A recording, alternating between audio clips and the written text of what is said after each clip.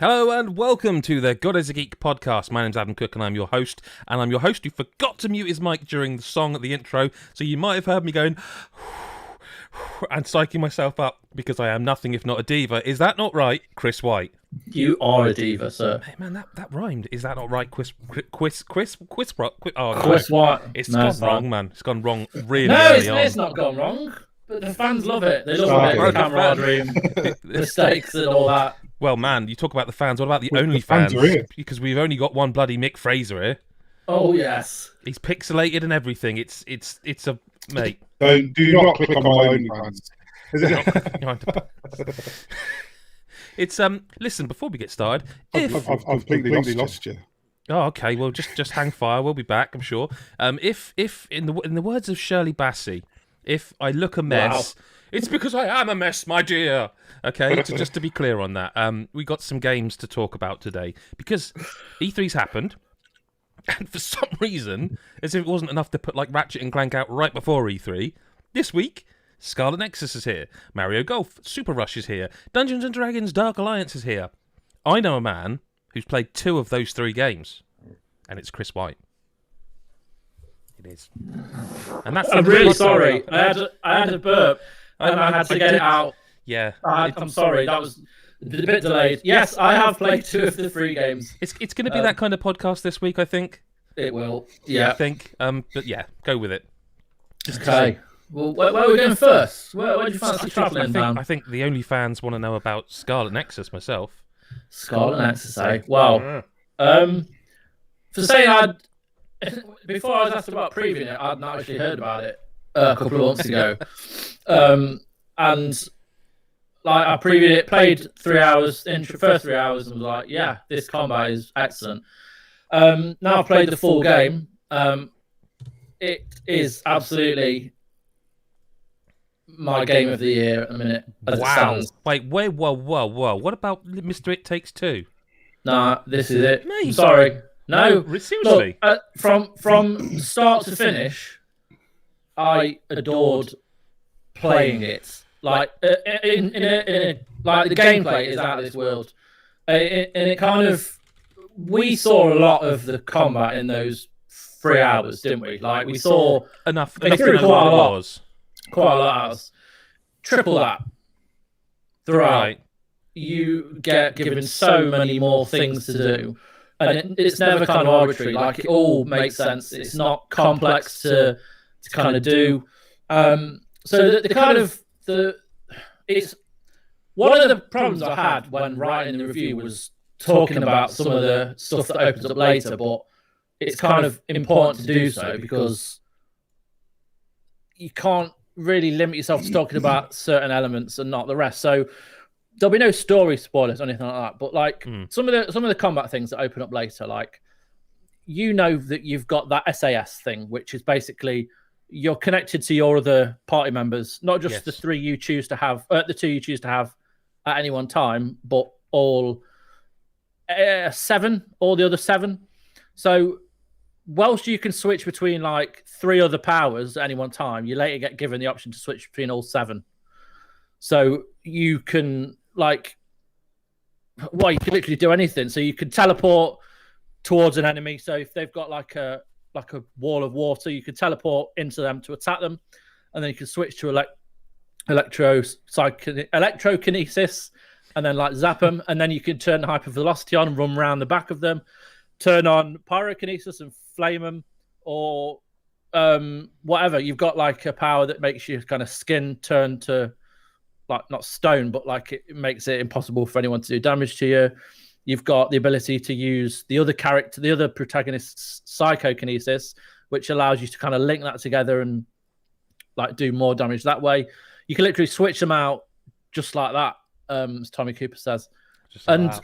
Like that alone is amazing. And then you kind of get these other like mini abilities within that. One's called Combo Vision, and by holding like the L1 button in, this is on PlayStation, you can get one of the other party members, whoever, doesn't have to be like anyone specifically, but you can press L1 and then a button prompt, a square, circle, cross, or triangle, and they'll come in and do a move that way. You've got another ability that when you build up enough attacks, you can press triangle and circle together, and that'll bring them in for longer, and they'll do like a special move. So you've got that as well. Then you've got the brain field, which is like the coolest thing about it. And like it is in our review video. It might be on screen, I'm not sure, but like it's not. But like it's by pressing the two analog sticks together, you kind of enter this weird neon parallel universe for like a certain amount of time where you end up being like super powerful. And you like there are times in the game, especially towards the end, where it's like ridiculously like tough. There's like these really high powered enemies, and you can enter this kind of field and just use your psychokinesis to pick up like 10 items at the same time and just launch them on top of them, or you could use the powers to kind of like smash them with them and use it as like an extension of your weapon. And then there's everything else. Like it's I can't go through it all, but what I will say is that it's so seamless, the combat is. And when you've kind of mastered all these different abilities, like that last kind of third of the game is it's just amazing.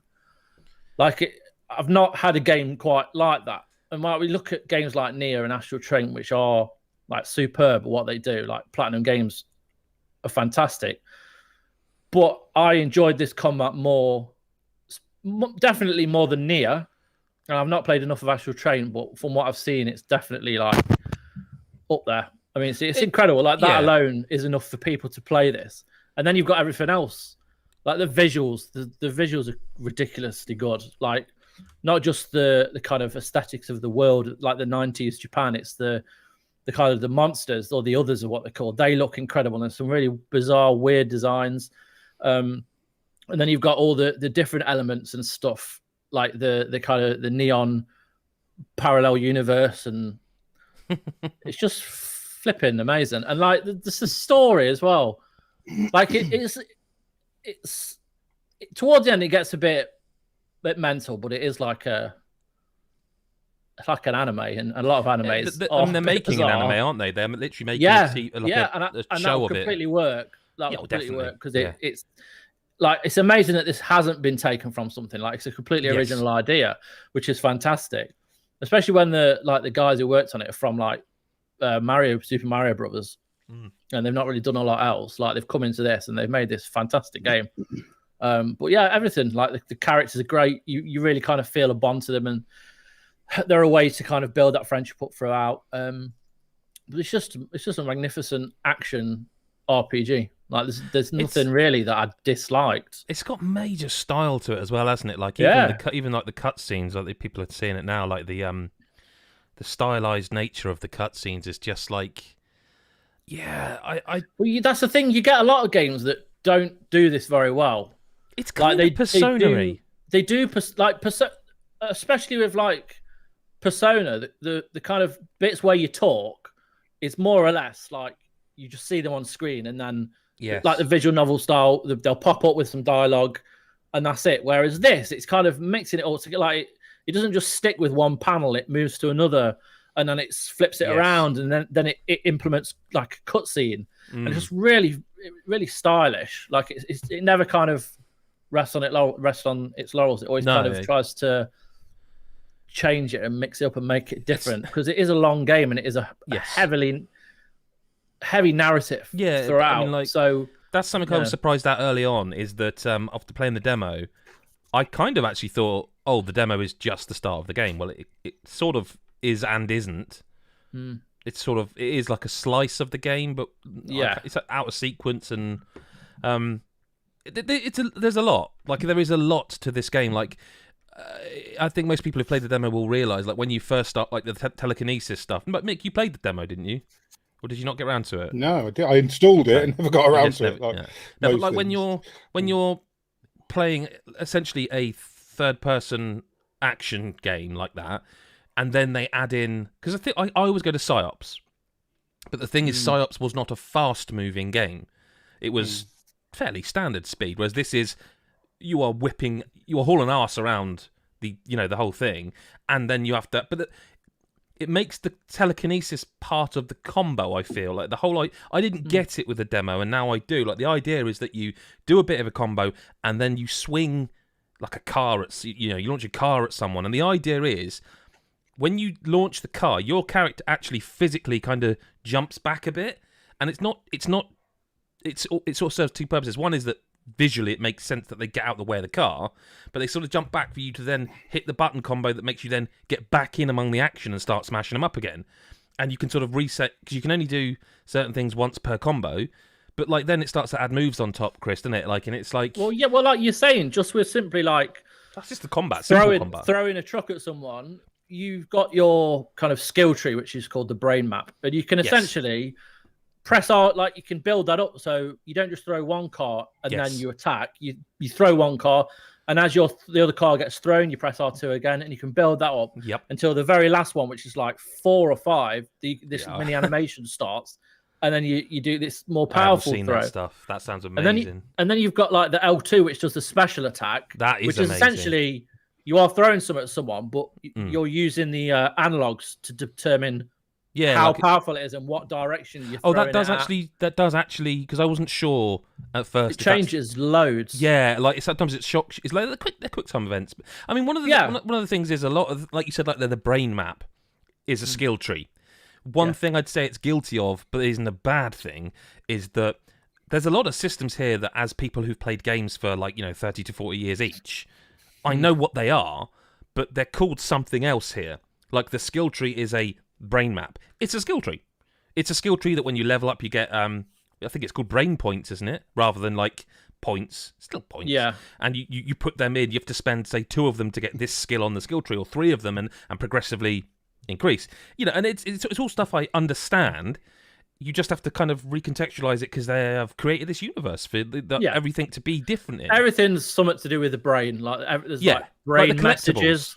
The collectibles, like you'll be able to tell me this. So the things that aren't the green things, the things that are like weird glitchy map things. Yes.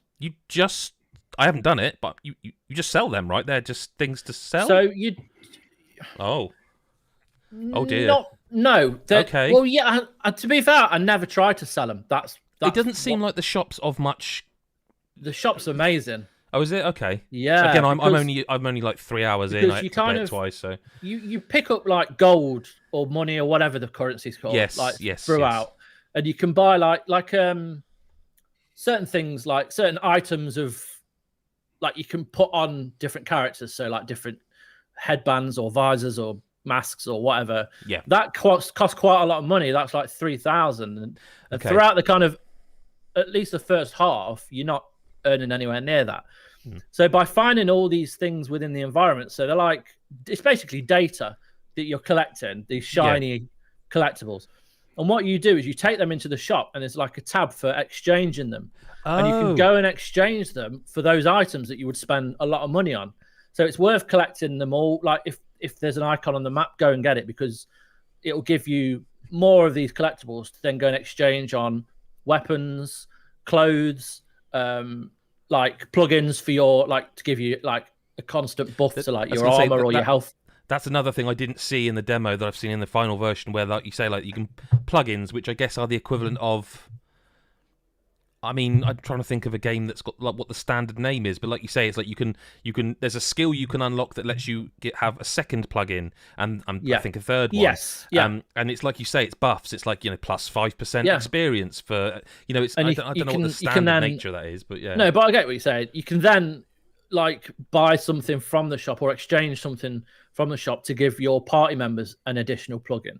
So there's so much, and like in terms of the party itself, like there are Bond episodes. After every level, you kind of go back to your hideout. And when you're there, you can go and chat to your friends and take part in these Bond episodes, which builds up skills specifically for you and that person. So say you're building a bond with Sheedon, who is like the guy with electrokinesis.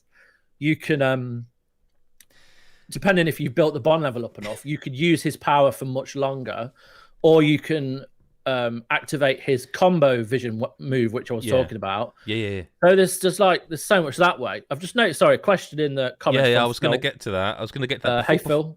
Before we do, I'll forget. I will forget.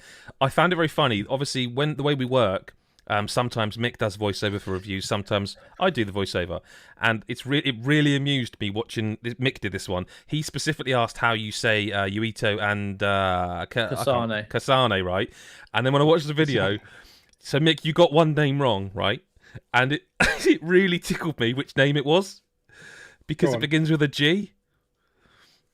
And you would never. Yeah, it's Gemma. No, that's what made me laugh so much. It's Gemma. It's Gemma, and it's a man. Oh well, and that was so funny. There's a Karen as well, isn't there? Yes, there is a Karen. But it's Karen. Yeah, Karen. But it made me laugh so hard when I was listening to watching. Well, I saw the name Gemma, and I thought, of course you would. Yeah, mate, of course you would. I thought, of course you would. But then I thought, I'm in it now. You've seen the review script, and you've gone, right, how do I say Yuito? How do I say Kasane? Yeah. I'm fine with Gemma. Gemma's a pretty standard name. I thought name. Gemma's an easy one. She must be a good character. No, he for a start. And Gemma. And I thought it really tickled me. And I can't wait for the comments, because it's just like all the names. You would never, ever go back to someone and go, just to check before I do the script. How do you say that name? No, exactly. I wouldn't even have thought of that one. Yeah. Oh, even she then gave me pause. I thought, is that Shiden? Not Gemma. Yeah. Gemma. But like Chris says, Karen. There is a Karen, but it's Karen, and that's a man, isn't it? I think, if I recall. Yeah.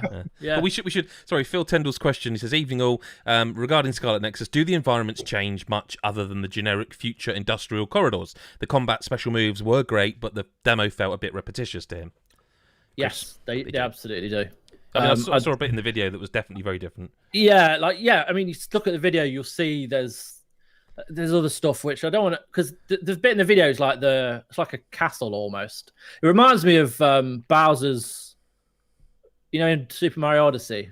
It reminds me of Bowser's the castle samurais at the and all that. But then there's some super neon environments at the end which are amazing. Cool. But yeah, there's a lot of variation. There is variation. Yeah, definitely so. Yeah. No, cool.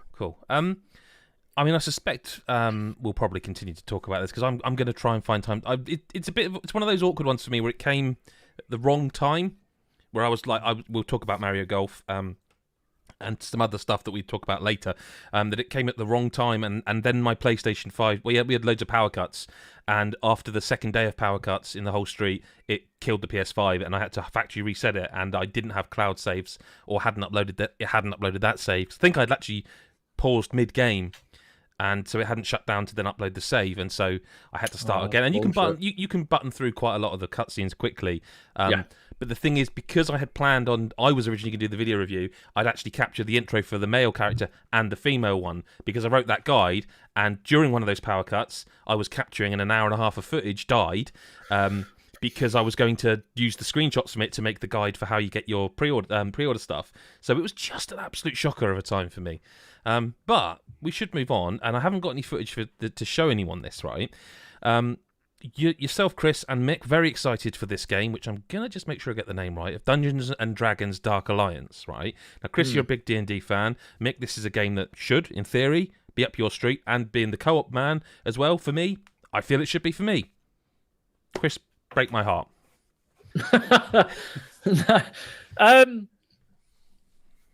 It's had such mixed reviews, hasn't it? It sounds like a game that requires friends.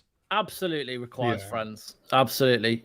And patches from the sound of it. Yeah, I mean, it's not a bad game by any means. No. I just want to get that out there. I enjoyed playing it, but a lot of fun will come with playing with friends and using, because there's 4 main characters, and it's based on. Sorry, Chris. Can I ask a silly question before you get into it? Because I've been following it, but then the thing is, when it was announced it's Game Pass, it's like, I don't need to follow it because I'll play it. It's Game Pass. What can you describe what kind of game this is for people? Like, because you hear Dungeons and Dragons and you think, it's tabletop games, but they've gone out all action, so it's kind of like. It looks like Godfall. I was going to say, is it a third-person Diablo? It kind of reminds me, but it throw in a bit of HUD, which is the one comparison that I thought of straight away. But that's more in terms of it's not as polished. It's not as polished as like Diablo or even Outriders. Like all these games, like especially Outriders and Diablo, are like superb at what they do. Like the kind of loot as well. Now, this doesn't look amazing, but the core concept is great, as I say, when you've got all the people playing, because they're very different, the characters are. Like, Drist Doerden is like... Thank God we're not doing a video of this one, because I'm not saying those names written down.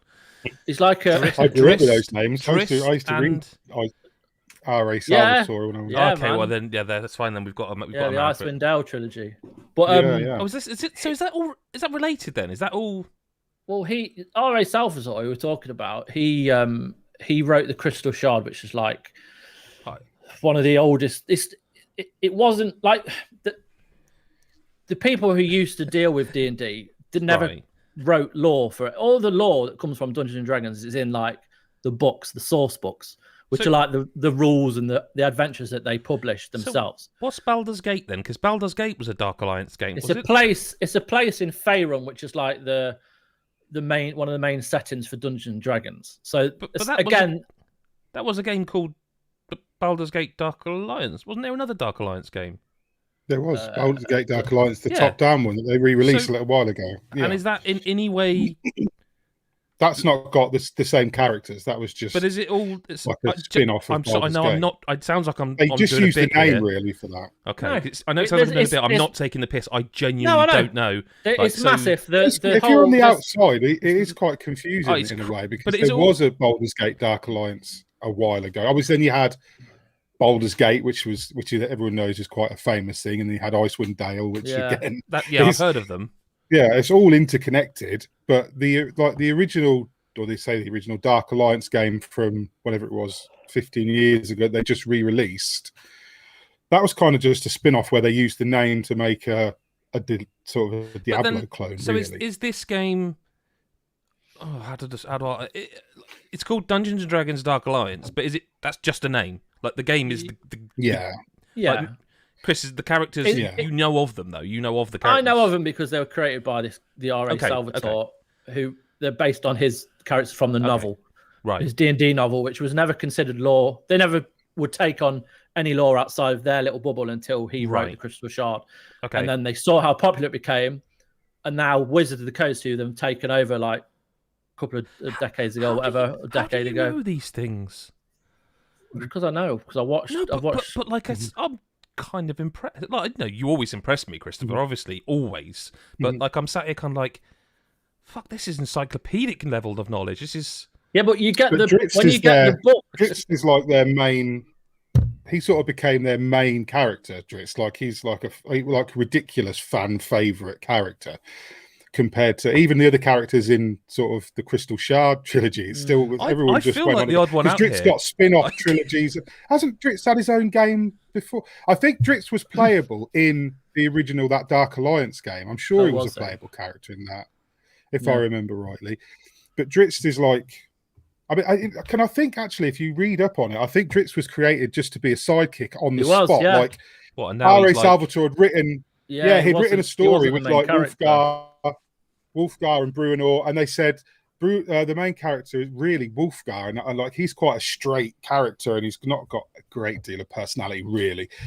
And I think the editor, there's a story about how the editor said you need someone to play off him because there's not enough here. So he said right, and then he just created this dark elf rogue character. Well, not a rogue, this renegade, I guess, dark elf character, and he's got a fucking magic panther that he carries in a statue, and it's just the coolest. Which is the coolest character anyone can create. Well.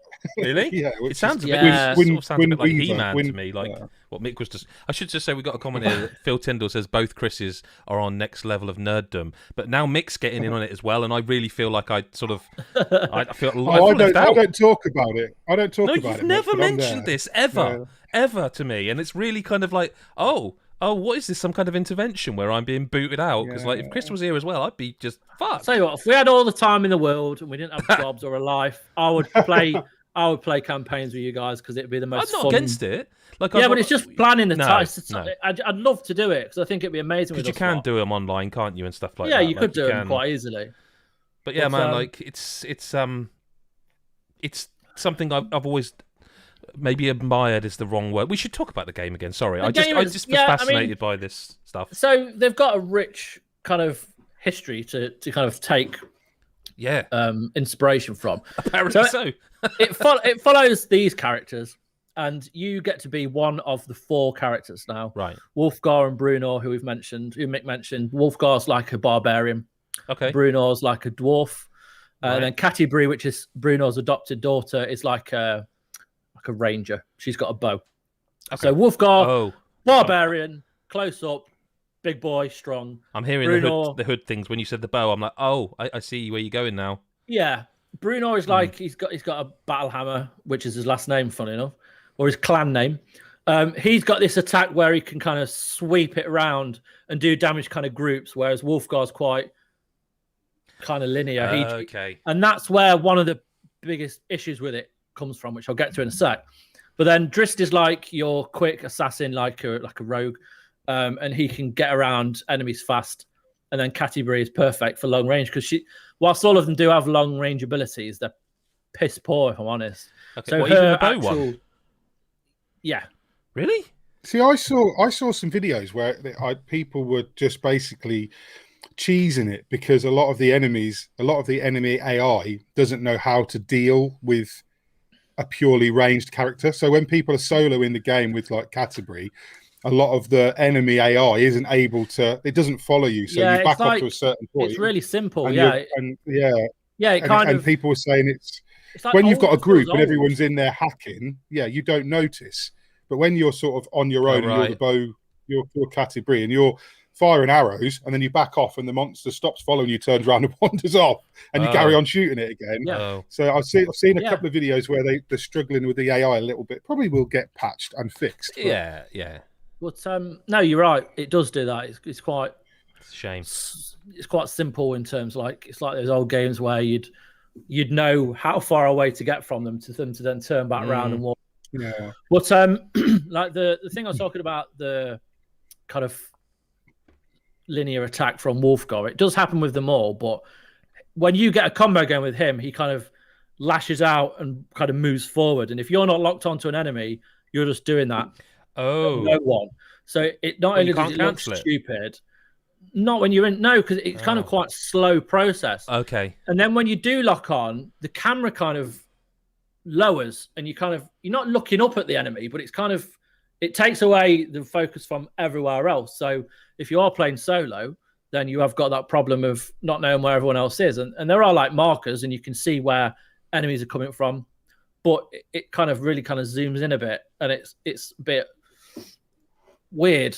Whereas if you've got people playing with you, it's not as much of a problem because you can kind of trust them to attack anyone near you. But again, it's the communication. That's why it's better playing with friends, like with stuff like Outriders we played together, and like the Division.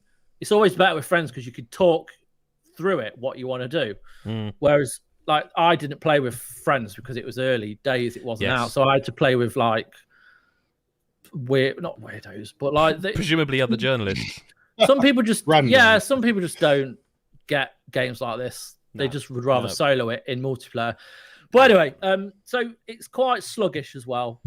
Like the combat, especially for Wolfgar, I just didn't like it. But like you do get things on top of the standard light and heavy attacks. You've got kind of ultimates, which are great. Like I was talking, you get Drist's Panthers kind of attack enemies, and like Wolfgar's got this kind of fire attack, and then you've got like moves mapped to the X and the Y on the Xbox, which does damage. You can also buy new moves in the hub area, and like when you go out into a mission on your own or with friends, you can choose a difficulty level, and obviously the higher the difficulty, the more loot you'll get, which a lot of games like this do that. And then if you collect all the loot from the one set, you get a more powerful set with buffs, a lot like other loot shooters. But you can't switch gear out in mission. So when you're in an act and you get a tool, no, there's not an option. So you kind of have to go back to the hub. So if you find better gear mid-mission, you have to either quit or finish. Yeah, you have to go back to the hub area where the reward chest is. Well, then you can go and switch it out and whatnot, and then Yeah. you've got like you can use the crystals, which upgrade weapons and all that. There's nothing new. It's not. No. It doesn't feel like a new game. No, but if it's And fun, it it doesn't. I'm not. But I'm not one that's it like, is fun, but it's kind of somewhere between HUD and Warhammer Vermintide for me. Okay, And I think it will be better with fair friends. old. Well, it is because it's got that slow, methodical combat of HUD, but it still feels a little empty. But then it's kind of got the fun kind of grind of Warhammer, which is quite just constant. And you're rewarded for not resting as well. Like there's certain bonfires will appear, and if you don't rest, the next kind of area will have better loot. So there's like a risk and reward bit to it. Yeah. So there's just kind of a lot to it, but it's just not grabbed me like I hoped it would. Let me ask you a question then. Yeah, go. I've got it downloaded. Yeah. I think Mick has too, and I'm sure everyone else can get it downloaded. Would you be up for playing some more of it? And that's not me putting you on the spot here. Like hands down, I would. Yeah. Okay, that's I'll fair. be able to play with other people. That's what I mean. Not on my own. And I don't want to play with strangers because no. It's not worth it. Because if you get people that don't really care about dynamics within the group, then they'll just go off and So it's better with a team because at the end of the day, they're 4 friends as characters. It makes sense to have that between real players as well. Yeah, I mean, my heart's not been broken. It didn't give me. I enjoyed it, but it didn't give me a rush. Yeah, it's one of those that I'm glad was Game Pass. Like I'm glad that it's. Do you know what I mean? Like I haven't got to go and spend money on it and then find out that it's not brilliant. It's a good Game Pass choice, that one. Yeah. I mean, a lot of these multiplayer games are, and I think while I suspect it will be a much higher quality, I think Back 4 Blood will hugely benefit from the Game Passing in the same way that Outriders did, and I enjoyed that a whole lot. So Back 4 Blood. I mean, I played the Back 4 Blood demo. Oh God, the alpha or beta or whatever it is when they first announced it. Yeah, it was. Yeah, and that is just. I mean, it's just Left 4 Dead. There's no two ways about it. I think they're allowed to. Like they made Left 4 Dead. I think they. Yeah. And they know what they're doing. And but that comes through. So I can't wait for that game because just playing that little bit was. They've got some really cool elements added into that, and I think it's gonna. It's not. I don't think it's gonna surprise anyone. No. But like the card system and the crows and things like that they've put into like the little features and mechanics that they've added to the formula they already had. Yeah, I'm looking forward to that. Not to go off on a tangent. But... No, I've been thinking about that game a lot because I think like one thing E3 had was a lot of that kind of game. Like even that new, we mentioned it last week. Like even that new Arcane game is one of those games that they're definitely de rigueur, as a friend of ours would say.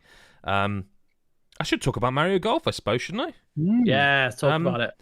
Shall I get the stuff I don't like out of the way? So it sounds like I'm hugely negative. Yeah. So I do think there's an element where this game is going to follow the same path as Mario Tennis, which is to say that Mario Tennis Aces, when it launched, was a really good game, but it became really, really good game. This feels very similar in that, like, I think Mario Tennis Aces had a really fun campaign that, although it was frustrating, like it was quite funny in spots as well. Like it was kind of like a bit risque, it kind of pushed the boundaries a little bit of what you expect from a Mario game in the way that Paper Mario's and stuff does. It kind of uses not bad language, but it just pushes the envelope a little bit. This doesn't at all. Like I never found any part of it like tried to be funny, or if it tried to be funny, it went straight over my head somehow. The adventure mode's just a tutorial, I think, and I'm trying to think how long it was, but it was over 6 hours. It was a decent length for a golf. What is essentially a golf games campaign. I mean, to be fair, like I'm not that bothered about that. All I want is to know, because like everybody's golf, for instance, I don't play it anymore, but when it was like yes, I was like 600 hours with my wife playing that. We loved it, but that's because the mechanics were great and there was enough to do outside of the. Well, I didn't even have an adventure mode. No. So what is that here? It's very similar. Like it's that's the closest golf game I can think to that I would compare it to. I didn't in the review, if I'm honest with you, but it did occur to me. But it's just weird because mechanically, I think this game's terrific fun. The multiplayer is going to be a riot with you guys. It's going to be so much fun playing speed golf and battle golf and all that. It's just going to be great. Yeah, the battle golf looks amazing. Battle golf's good fun. Really fun. The cross-country golf, at first I was like, I hate this. But then after I realised I was playing it completely wrong. So cross-country golf is essentially like you'll start off on a big golf course and there will be, let's say 9 holes, 9 pins that you have to hit. Wherever you land, you play from. So you might be on like the 3rd course, but if you suddenly decide, shit, actually, hang on, the 5th pin's just up there and I can chip the ball up, you can do that. You can attack those 9 pins in any way you want. It's down to your time and the amount of shots you take overall. And like the one I was playing when it first introduces it is like there's loads of tornadoes spinning around. I do have some footage of it. In fact, there you go. That is exactly it. I didn't realise at first, I maybe missed something. You can hit the ball into the tornadoes and it will lift them up and push them forward. It just lifts them up. It doesn't affect your shot in any negative way. It just lifts them up. Because at that point in the game, what was confusing me is I had no way of doing a chip shot, right? And there's like it literally just before this cutaway there was there's like a rock face. And I'm like, I can't get up there because I didn't have the chip shot. You have to use the tornadoes. You have to use the tornadoes to get your ball up and across. So I failed that one a lot until I realised what I was doing wrong. And then once I got it right, it's pretty. Is this from the stuff. adventure mode? This is, but it's one of the. Actually, I don't know if this one's in multiplayer now. I think about it. You're playing as you're me. I take it you don't have to, or do you... in this section of the game, I did have to play as my. Yes, me. Right. Okay.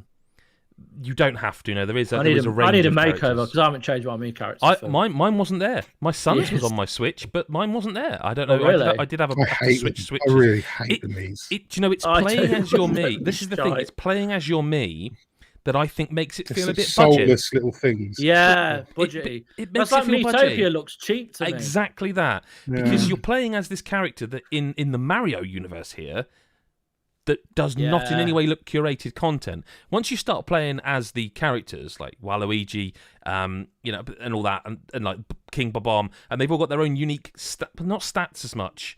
So the super dash is important, and you level yours up, and the super shot and all this. But so Yoshi, for example, goes really quick with his run. He's really quick, but he's got crap control.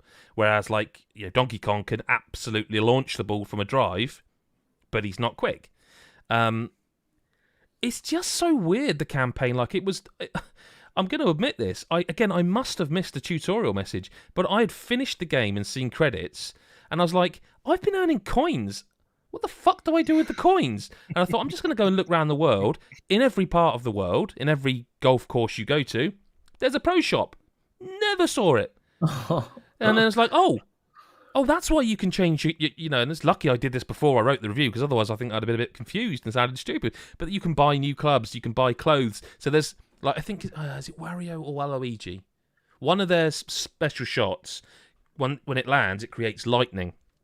And if you're in the lightning and you take a shot in the lightning, you get zapped, so it messes up your shot. But you can buy clothes that are lightning resistant. Or there's some courses where you have desert courses where you have to keep your fluids up because it's so hot. Some extend the life of your water. Stuff like this. So there's a lot built into it. You can be running around on a course, and the idea is it's speed golf, but you've spied that Mick has gone over that part. When courses veer off into a V, he's gone there. You're gone left, but there's a Bob-omb on the field, and I could quickly shoot that, quickly golf swing that over and smash Mick in the face and delay him because he'd be right, and then I could even get So there are elements to that. Does it work right though? Does all that stuff synergize properly? Yes, very well. Wondering if it was. No. There's the idea that this game's reason for living is the speed golf. This is why they've made this game. They've thought of the speed golf idea and gone, that's great, and it is superb fun, as the wolf screams in the background. The wolf. No, it's superb fun, the speed golf. And to be honest with you, playing the normal modes is pretty fun in and of itself. Just playing golf. Do you know what I mean? just playing normal golf, because most of this game does something that you don't expect. Like most golf games, you play your shot, and your shot lands, and you can fast forward it if you want, and then the camera just cuts and I'm on the next shot now, and I'll play the next shot. This game, as you're seeing on screen, does have that mode, but this mode is speed golf. So you have to physically run to your ball, which again adds an element of strategy. Like you can pick up hearts to increase your stamina on the way through. You can knock your opponent over with your super dash. But the idea is because you know you've got to run to your ball, that, like with the cross-country golf, changes where you think, because you think, hang on, I can knock that ball up high. But shit, I can't get to it very easily. It's a long way for me. I've got to run all the way round it. So I have to also think about how I get to my ball. So I think this is going to be so much fun online with you guys. Like it is, playing the multiplayer offline is great fun. What I liked about it as well is that I would probably, my me was like over level 60 by the time I finished with him. Jesus. And he's pretty much like you see on the screen again. There's 2 bars, and that each one of them you can put like up to 3 levels of spin on, and if you increase your swerve ability, you can get to 3, and I think 4. I found 2 was fine. A lot of the Mario characters start off with just one bar, so if you want to swing it left, fine, but you then can't curve it back the other way because there's no other bar to do that in. So you can curve it a little bit left, a little bit right, but with your me, you can go all the way, fade it all the way, and then draw it all the way back to swerve around trees and stuff. But you can upgrade the Mario characters. You just have to play as them, and you have to play as them quite a lot.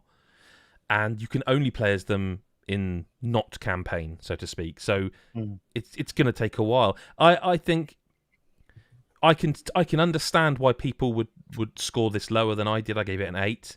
But I just found mechanically, it's one of those golf games. It's not like PGA Tour where you have to use the sticks to, down and up and be precise about it. It's not one of those. PGA, though. No, I'm not against it. But I miss games. I miss sports games being a bit more arcadey. Yeah. Where you can just press A. Like if you don't want to upgrade your character, and this is the thing about these courses, you can get through most of the earlier stuff or the easier courses just by pressing A to make your bar go up. A again, or is it B actually on Switch? You know what I mean. You know the button I mean, the action button. Press that one to go up. Press it again for your power, and most of you will get through a course. You're not going to get eagles or hole-in-ones, but you will get through a course. Makes it, and also you've got the motion controls, which I'm always going to play buttons. I'm afraid I get it; it works well, but I'm always going to play buttons. It's just a fun video game. I couldn't go any higher. Because it just has this, like the campaign's weird, man. Like I say, halfway through it, I'm going, why can't I do a lob shot? And then it's because you haven't done the lob shot tutorial, which is halfway through, and it's like they actually give you, I won't spoil it, but they give you, there's more than that. There's more to it than just pressing a button and doing a lob. There's more to it, and then Wario and Waluigi come into the story, and then it just goes bonkers. Like there's a couple of boss fights, and the thing is, it goes bonkers, but it goes bonkers in a way it's like I absolutely like where you've shot for, but mechanically this is a golf game. And it's a golf game, which means these boss fights are kind of just all right because it's a golf game. Like you run to a spot, you hit a golf ball. You run to avoid something, you maybe time something, and then you hit a goal shot. And they're nice diversions from the monotony, if you will, of just playing golf, if that's monotonous to you, which it isn't to me. It's just a really nice, fun game, and I can't wait to do some speed golf and see. It's going to be mental. It's going to be crazy doing that sort of stuff. How many characters are there? Oh, good question. Are we talking like the main ones, or we got like Monty Mole and no, Shy Guy? Is Shy Guy in it? No, I don't think he is. That's another thing I liked. I'm glad you mentioned that. It's one of the things I really liked. So, for example, Boo is a ghost. He hasn't got feet. So when he's got, it's hard to. I don't think I've got any footage of it. But when he's doing golf, like you can see here, Rosalina, because her dash lets she floats. You can get across water easier, whereas some of them don't do it. Yeah. But where so like you've got charging chucks in it. So that's, it's not like pulling from left field, but it's not.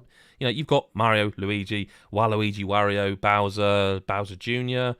Kamek? I don't think so, actually. But what I will say is there is absolutely 100% obvious spaces on the character select. Oh, wicked! They are That's 100% cool, bringing them in, and I I felt believe they didn't really do that with not as much as they could. They did a few to start with, and then they just kind of stopped. But apparently they're doing Zelda that. in there. Well, that's possible. Well, Link, sorry. Yeah, well, Or Zelda. either. Yeah, that's the weird thing, right? So there isn't like I think Kamek. I don't think Dry Bones, but there is Pauline from Odyssey. So you've got you've got Pauline, Rosalina, Daisy, and Peach. Cool. King Bob-omb's in it. Donkey Kong. Yeah, there's definite space for, and apparently they're going to be making new courses as well, which you're not going to need for a little while, but I think eventually you do. No, that's good. They need that support. They don't do that a lot with their they don't do sports games or racing games. But no, I do get the feeling that 100. Yeah, I get the 100% feeling that this will have stuff added to it. No, that's good. I don't mean like day one, but I suspect reasonably quickly. Yeah, I like it a lot. I think I don't know what people would expect, if you know what I mean. It's kind of it's Mario Golf. Yeah. In the same way that Mario Tennis is Mario Tennis. But how much fun did we have playing tennis? Exactly that. Like this, I think if you boot this up and just played through the story mode, right, you may well go, but that was all right, and I enjoyed the golf part, but that was a bit sort of felt a bit unfinished. But then when you take it and start playing it with people offline and online, and you start doing that, and I think that's suddenly when, like with Mario Tennis, it comes to life, and it's the online mode where it shines, as they say. Let's get to some listener correspondence. We've got a couple of questions, and I forgot to mention this in the chat, but so by all means, get your questions in now. We've got a couple of questions from Steve Chambers original. Mick, let's go to you for this one because you haven't. Well, there's nothing you can talk about this week, games-wise, embargoes, etc. What are you hoping to see from a post E3 Sony conference? Now, just before we go, the suggestion is that Sony are going to be doing a state of play in around about a week and a half from here as we record this. I don't know if that's true. None of us know if that's true, but that's been the rumours. There's a lot going on with that blue box stuff that people are sort of I think, slowly linking in. What do you, assuming hypothetically there is a post E3 Sony thing, what do you want? What are you hoping from it? I think probably the boring stuff that everyone's kind of hoping to see. I want to see a Ragnarok gameplay trailer or something like that. I said hoping, not dreaming of. Yeah, well, I mean that's it though. I mean because I know Sony have got. I mean I've seen quite a lot of Kena or Kenna. Is it Kena? Is that you pronounce Kenna, it? Actually, I've played it and I can't remember. Yeah, and I think it's Kenna. I don't know what to expect fully from that, but I've seen it. You know, I know what's coming. I'm really looking forward to it. But I think you've got like Forbidden West and you've got God of War. We know they're on the horizon. We know they're coming. Oh, nicely done. Horizon. Very well done. It was completely and utterly accidental. No, I could tell by your face that you didn't even know you'd done it, so it's fine. But I think it's a little bit boring because I kind of just want to see that stuff because Sony, that's what Sony do best. Yeah. You know, I don't think they're going to drop anything that we don't know is coming. You know, they're not going to go. I mean, I don't care about Death Stranding, special additional director's cut. I like Death Stranding. I know you didn't, Adam, particularly, but I really like Death Stranding. I did. I really did like it. I did like the game. I just didn't love it. Like I did like it. I finished it, and I didn't have to. I can't have hated it that much. I'm not the guy who's like, no, I'm going to finish this so I can properly be a shitbag about this game to everyone. I did finish it. It was all right. I just didn't like the story.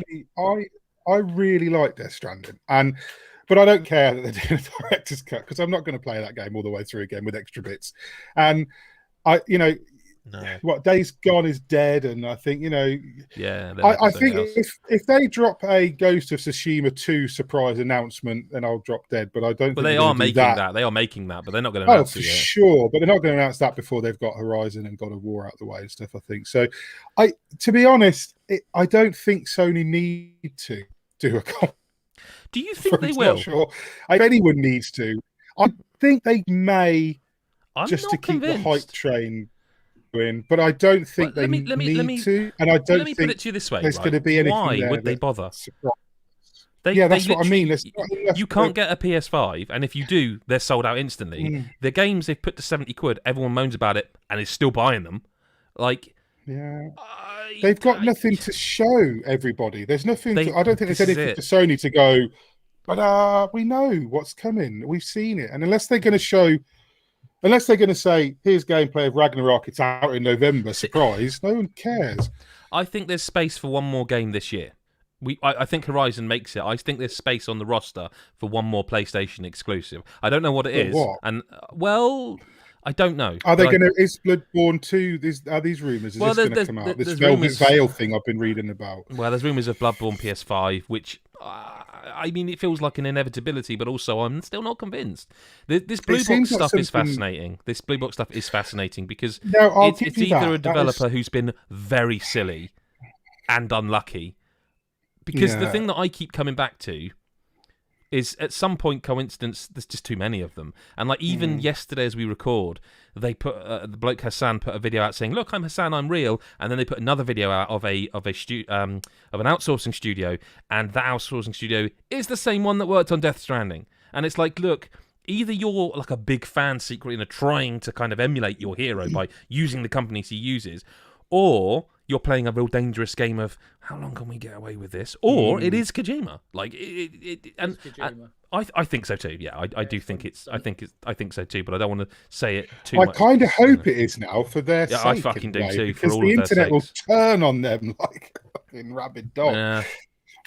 But that would be the sort of thing because you got to say the the kind of conspiratorial nature of that has swirled to the point where if they were to say do a state of play in the next couple of weeks, timing would work out. But we shouldn't, you know what, we shouldn't pour it anymore because if it is just some unlucky guy who's been a bit daft, I don't want to be responsible for sending any more hate his way. Yeah. Chris, PS5, well, Sony. I'm like Mick. The only thing I want is a release date for Horizon. Mm-hmm. We're not getting anything else big this year, like Well, big. Like we're not going to get God of War. We're not going to get anything else like that. We're not going to get a new Spider-Man announcement. Go to Tsushima. There's no more Days Gone. We know Horizon is close. So give me a release date and I'll be happy. I think that's what, if they do a conference, it's going to be just to give us a release date. I mean, it's going to be hyped up and they're going to go. I don't think they can do another one this soon. I don't think there's enough for them to show. Unless they've really got something up their sleeve. Unless they've got a Bloodborne sequel or I don't think so, personally. PC, PS5 announcement. Mate, let's face it. I can't seem to do a big conference to go, here's that game again. Let's face it though, if FromSoft are making Bloodborne 2, the way they've gone with Elden Ring, it'll be 2023 at least. That's a good point. Because if Elden Ring gets out in January, I'll eat my hat. This hat here, I'll eat live. I don't believe it will either. I think for me, there's a couple of things I've got sort of an idle curiosity in. When's the Last of Us TV show due to come out? Is that this year? I doubt it. I think it's next year, isn't it? Next year, because there was rumours of The Last of Us being remade, and I can't think of a better time to release that than when the TV show's airing. But that's not this year, then, if that's the case. There's normally something, either a set photo or some information on. Not because they've announced the actors. They've shown Pedro Pascal with like a. Oh, I'm thinking of Uncharted. They've shown set photos. Oh God, I keep forgetting about Pedro. That's just. They're showing screenshots with Uncharted. Oh, I forgot he's in it. But Pedro Pascal is Joel. I know. Ellie's Mormon. Yes, that's what I was going to say. I was trying to. Hopefully, someone else knew her name, but I hate to. Yeah. But yeah, but that's not this year. I don't know. They've said that there's like 20 plus new games in development, so you'd maybe think they could show a couple of them, and that would make a big deal. Well, then I don't want them to do a. They've got some other stuff coming out 2022. Like no, I don't need that. 23. I don't want to know what's coming out 3 years time. Yeah, hold off on that. Yeah, no point. Well, we haven't really answered the question very well. So let's just answer Steve's other question, and we'll just keep this one nice and short and nice and simple. Chris, hash browns, mash, fries, or Pringles for some reason, isn't it? Hash browns. Okay. Crispy hash brown. Oh, now you're talking. Mick, you're just going to say all of them, aren't you? What were the options? Hash browns, browns, fries, mash, or Pringles. Mash. No, I'm not a mash man. Out of those, we'll do fries. I don't have mash. I have roasters. If I ever. Oh, yeah, but they're not on the list. Dinner. Like, hey, listen, roasties aren't on the list. If they were on the list, then. And he's left them off because he knows, I think. I mean, it's a stupid thing. You can't. He knows, obviously, yeah. I mean, I out of that list, I'd just go with fries, plain old fries. See, it's a question for me. I like Are hash browns. Are they When I was in plain old Canada, fries? they put hash browns in it's like a spaghetti maker thing. Because I went because I got married in Canada and I ordered an English breakfast, right? Okay. And so I was sitting in a cafe in Jasper, and I said, I'll have this on the menu, English breakfast. It's bacon, sausages, waffles, it's English breakfast, and hash brown. So, and it came out, and everything was wrong because it wasn't an English breakfast. And the one thing I couldn't understand, I didn't even know what it was the hash browns. And what they'd done is they'd gotten like a potato, and they'd put it through like a noodle shredder or a spaghetti maker or something like that, and it was just like strings of potatoes, and then they'd fried it and just put it on the plate. And I know what you mean. There's a word for there's a name for that. Oh, I can't remember. My wife would know. She's not here. No, there is a name for what you've just described. It's not hash browns. It was strange. It wasn't hash browns. I mean, for me, I do like hash browns. For me, on that list, it'd be mash. Because Chris, you might want to not listen to this bit, because it would be mash with like baked beans and like mix it all in. Yeah, I didn't. I'm just telling the truth, but it would be mash and baked beans in there. I have to say, on that list, I think Pringles might be the bottom one. And Adam's not here, so it's okay. I can't eat Pringles with anything else. I'd eat those other things with them. I mean, I wouldn't have Pringles and sausage, or I would. I was going to say, wouldn't you? Because I wouldn't be against that at all. Yeah, I mean, I would, but it wouldn't be your think first about choice party at a restaurant. food. Pringle, sausage roll, Pringle, prawn vol au vent, Pringle. Another but prawn if you vol were at au a vent. restaurant and they said, "Do you want chicken or beef?" He said chicken. And do you want mash or Pringles? You'd say, "Hang on a minute." I'd question a few things, admittedly, in a restaurant if I was offered Pringles or as my main, unless it was like Heston Blumenthal's kitchen, and they were like Pringles made from the son of I don't know, a poor man's elk or something. I don't know. Phil Tyndall says he wants to see Sony announce PS5 expansion drive. Sick of juggling space already, and I have a 940 megabyte download connection, and it's still a pain in the hole. Totally forgot about that. Yeah, they've literally still haven't done that. They still haven't done that. That would be something to touch upon. I don't think they will until more people actually own one. I think that's why. There's rumours of overheating. Yeah. I'm not sure that. Well, they've shown off 2 new colour controllers, and I'm just like, yeah, but they do. Yeah, but I've seen people buying the pink one and the black one, and I could definitely make room for one of them, but I'm not going to because I have 2 PlayStation controllers. 2 questions for the crew from Thomas K. Number 1: will we ever get Labo 2? As Nintendo loves to experiment with things before making use of the parts that succeed, do you see any potential integration of some aspect of Labo in a main property? Absolutely not. No, afraid not. That was just another classic Nintendo gimmick, wasn't it, really? Yeah, it was shocking. No, it wasn't shocking. It could have been it cool. Yeah, but it was the software they released with it, which was just dull. Well, it didn't... like if they want to implement it into actual games, like maybe that might work better. But they did it with Mario Kart. Yeah, but that was kind of it, wasn't it? Like the fishing rod would have been amazing. I think there was another one, but you don't like when you play Zelda. You don't want to get your flipping fishing rod out for a minute and then pack it all away. Like the actual process of building was more fun than playing. Like the robot thing was insane. Like I was on that for about 6 hours, and then you play it and you're like, 6 minutes. Yeah, great.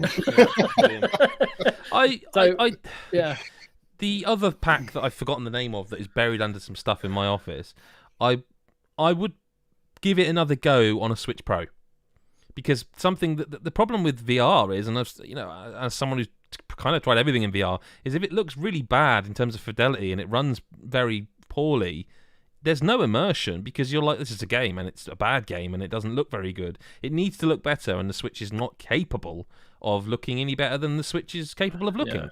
Yeah. So if a Switch Pro came out, I'd give it another go, but I don't think Nintendo will, so it's irrelevant. Thomas K's second question: why aren't remote controls bright red or some neon colour? How many cumulative millions of years of people's lives have been lost looking for the damned remote control? Why are remote controls black or white? I think that's an absolutely superb question. I would buy a neon remote control. I bet they exist. I don't know. You looking for a remote control? Oh, no, I was looking for my phone to see if I could find one on Amazon. I'm sure they exist, but I'm sure you can buy remote controls with cowbells in them and flashing lights and all sorts of things. But you can, yeah. I'm sure you can buy them where you can click something and it beeps wherever it is and all sorts. Oh yeah, you stick. If that doesn't exist, then it needs to exist. Yeah, it needs to exist. No, a lot of smartphones have got apps, haven't they, for remotes on? This is what I was going to say, right? So I've annoyed my wife because I had a soundbar in here and it was a better one, and I always wanted it in the lounge, so I swapped them around. And the thing is, we need to sort our lounge out, but basically the soundbar covers the sensor on the TV, so you can't just turn the TV off. And even if and it is linked to our Virgin remote, but again, you can't because there's no sensor for it. So I just put I think it's a Panasonic app on my phone, and I just turn it off. Every night she gets up and has to move the soundbar and turn it off, and I just get the app. Just get the app. But it does feel like a really stupid problem. I've done that thing before where I've left my Bluetooth linked to the speaker, and then I have a friend who likes to send me. I have a friend who likes to send me some really, really suspect shit. And I mean, me too. And I've forgotten, and I've been listening to music at some point, and then I've opened something that I've been sent, and in the bedroom, like down the corridor. Oh, there just comes the sound of some poor woman getting railed by a goat or something, or whatever he's sending. Goat? And it's just... I will say, I'll agree with you, there's nothing worse than having a cheeky knock and wondering where the sound's gone, wandering back to the lounge and everyone going... Never happened, by the way. Always check before. Always check before that you're not airplaying anywhere else. You'll only ever make that mistake once. I've never made that mistake, but I'll give you a pro tip. Always just check that the airplay is not airplaying anywhere that it shouldn't be. And on that note... Don't accidentally broadcast that to your TV. No. Imagine that. Family's round. I mean, why you'd be doing it when the family's round? But, I don't know. You do you. But what? And then you walk back in the lounge. And they're like, not when Gran's in the room. Surely. Well, where have you been? You were a while. Yeah, I went for a number 2. You weren't long enough for one of them, were you? Never mind. Everyone's just looking at you. That's it for this week. Thanks very much for tuning in. If you're live, we really appreciate you watching us live. If not, we appreciate you anyway, watching the archive version or listening to it. A whole hour without ruining that, without lowering the tone. We nearly made it. But when I saw an opportunity to use the phrase "cheeky knock," there's no way it was going to be avoidable. Chris, Mick, thank you very much for being here. Really appreciate it. And to everybody else, we will speak to you next week or whenever you choose to listen. Bye bye for now.